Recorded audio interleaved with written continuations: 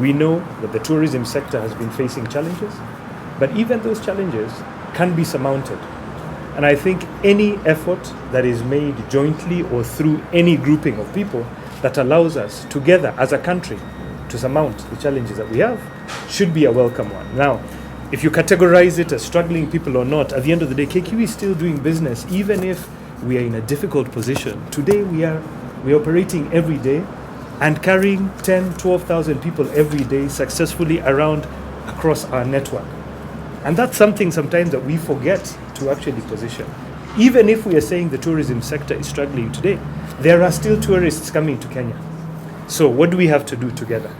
How do we, all of us, drive this to enhance the product of Kenya? I see a very strong alignment, particularly at government level, to really position tourism. Having gone through the Tourism Recovery Task Force, the government has actually allocated a significant amount of money towards the tourism sector in terms of recovery, which actually then means that there is actually a very strong concurrence of purpose to actually drive that sector. Where does KQ come in? KQ comes in because we are the single largest carrier of tourist traffic into this country and into this region.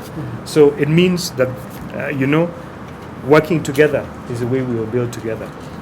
I am particularly pleased to see, and I want to thank the government for this, that actually the security situation in the country has improved, and as it is stabilizing, so too are people getting confidence to come through, even to the extent that some travel advisories have been reduced.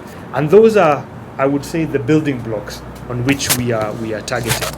We are also targeting Africa as a source market for tourism, for tourists. We have certain partnerships we are pushing, particularly in Africa, that actually are already demonstrating that value, and I think we have to drive that. The last 2 years have really been very challenging for all of us in the tourism sector.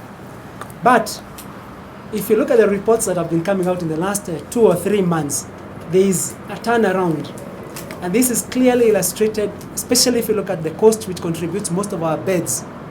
There is a number of hotels that had been closed, but they have now reopened.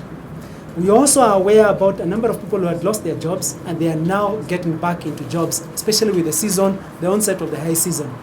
There is also a lot of reports coming in from up-country destinations like in Masai Mara, in Nakuru, in Naivasha, and other parts of the country where there is consistent reports coming in that the industry is now registering some positive aspects.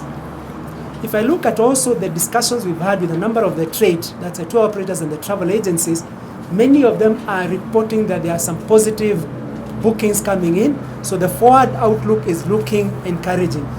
We are not yet completely out of the challenges that we went through. We are not completely out of the situation that we had gone through, because as you know, when it comes to tourism, it's not like closing and opening a tap. It takes some lead time for us to be able to build on the momentum that is currently gaining ground. So I can say that confidently we are looking at a situation that will give us a positive outlook going forward between now and towards the end of the year.